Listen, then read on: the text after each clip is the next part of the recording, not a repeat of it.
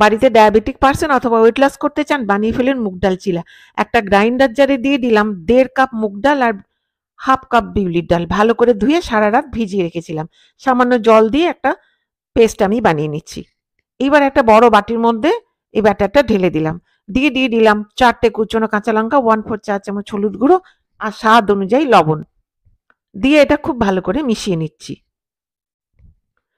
এইবার একটা কড়াই গরম করে দিয়ে দিলাম 2 টেবিল চামচ সানফ্লাওয়ার অয়েল, দিয়ে দিলাম 1/2 চামচ মৌরি আর 1/2 চামচ জিরে। দিয়ে একটু নেড়ে নিয়ে দিলাম 3টে মাঝারি সাইজের পেঁয়াজ কুচনো। দিয়ে দিচ্ছি সামান্য পরিমাণে লবণ। দিয়ে এটা গোল্ডেন ব্রাউন করে ভেজে নিলাম। এই ভাজা পেঁয়াজটা এবারে এই ব্যাটারের মধ্যে দিয়ে দিলাম। দিয়ে খুব ভালো করে এটা মিশিয়ে নিচ্ছি। এবারে একটা প্যান গরম করে দিয়ে দিলাম 1.5 চা চামচ সানফ্লাওয়ার অয়েল। দিয়ে একটু গ্রিস করে নিচ্ছি। গ্রিস করে নিয়ে দিয়ে দিলাম 1.5 হাতা ব্যাটার। দিয়ে এটা রাউন্ড শেপ করে নিলাম। এটা ধোসার থেকে একটু মোটা হবে। এবারে ঢেকে লো টু মিডিয়াম ফ্লেমে আমি 3 মিনিট রেখে দিলাম। 3 মিনিট হয়ে গেল, ঢাকনাটা খুললাম, ওপরটা জমে গেছে, এবার উল্টে দিলাম।